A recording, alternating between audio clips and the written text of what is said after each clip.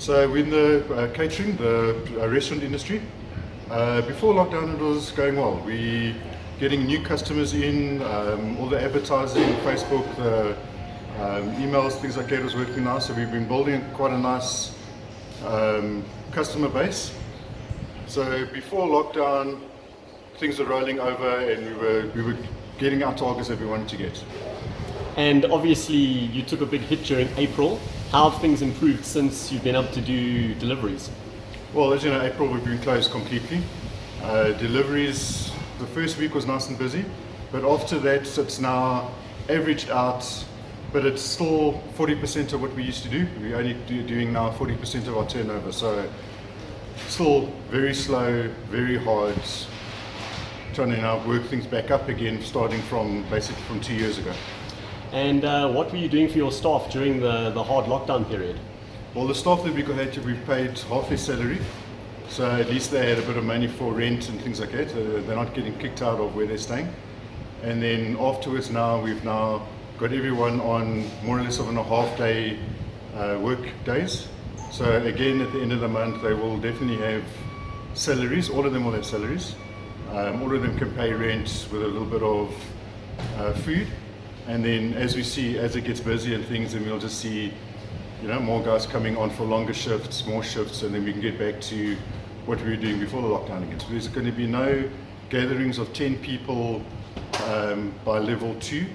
So already I've got 6 staff, which means 4 people in the restaurants, which is, there's no use opening for that. So we're going to have to then wait for level 1 or no levels before we can actually get back to what we were doing before again.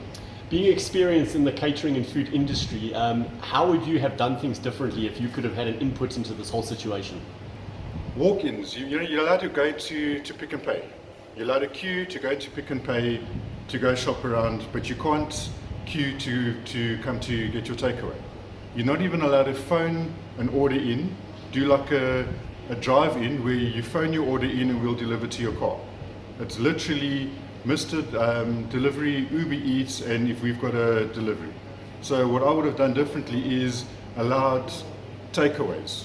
No restaurants, I understand, with restaurants with close proximity, but takeaways, lunchtime, especially lunchtime takeaways, that's what we've missed completely, is that lunch hour of the business that is open around here, but that cannot come to pick up, and they're also not going to pay the 30% extra on the delivery apps to get their food. So in these times you're rather not going to have food instead of paying an extra 30 Rand on top of what you wanted to eat for lunch.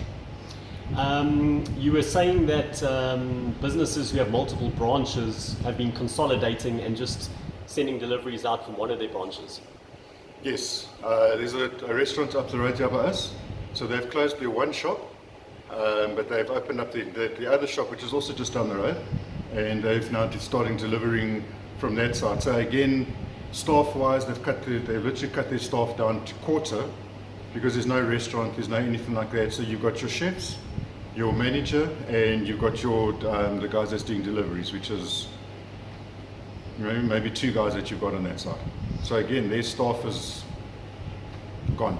Obviously, most of your customers are not either earning salaries or earning less than they normally do, so they have less disposable income to, eat out.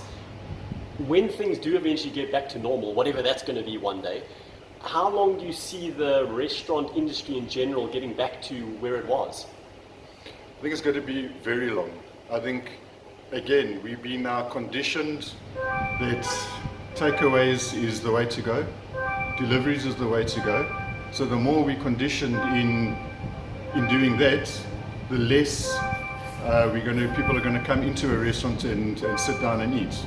So I think restaurants are going to take a long time to recover to what they were, because of what we've been told to do and how we've been told to do it. That is not going to be a thing of coming back to restaurants. There are some of the big restaurant chains who just haven't opened at all. Mm-hmm. Can you understand their thinking on that? Not at all. I know some of the places are open or are waiting for their drive-thrus to open before they'll open. Again, why government is not allowing drive-thrus, you can get in your car, you can go shopping, but you can't get in your car to a window and get your food from a window. You know, so they're allowing one section to work, but they're cutting the arms off the other section to work, which is, it doesn't make sense to me. And then not opening because they're waiting for these things. Again, you know, what are they doing with their staff? If they're big enough, I suppose they can write it off and they can claim from governments. If it's big restaurants, big chains, overseas chains, they can get dollars in to pay their staff rands. But I don't know, for me, I think for my side, staff is more important than closing everything down and waiting to see how we can open up and where we can go from here. In terms of claiming from the government, are you able to do that, or what's your situation? Nothing. We've sent out maybe 4 or 5 different channels where you can claim. They've all received it. They've all received emails to say they've received everything, and then quiet. Even UIF, my guys can't claim UIF, although they've been in the country, they've got work permits, everything is legal. Some of the guys have been here for 15 years, they've married South Africans. As soon as they see the Zim passport number, put right at the back of the line and you never hear anything about it again. Lastly, would you like to mention your business and how people can get hold of you and where they can, what they can do to get some of your food? Well, it's Easy Chicken, so that's IZI Chicken. We're in the Fourways, we're in the bus centre. Everyone knows the Hooters Centre, we're in the same centre as Hooters. And then our phone number for orders is 011 658 0052.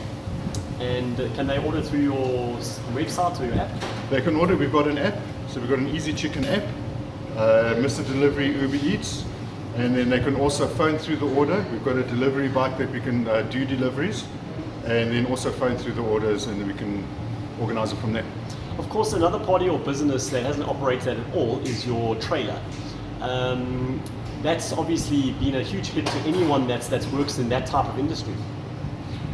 Before the lockdown, we had quite a few feelers out there of the big events that was happening that we did last year and the year before. So there was a lot of events that we were going to do, and then basically overnight, everything just stopped. All the forecasting and the planning and everything that we did for the trailer and the shop all just came to an end.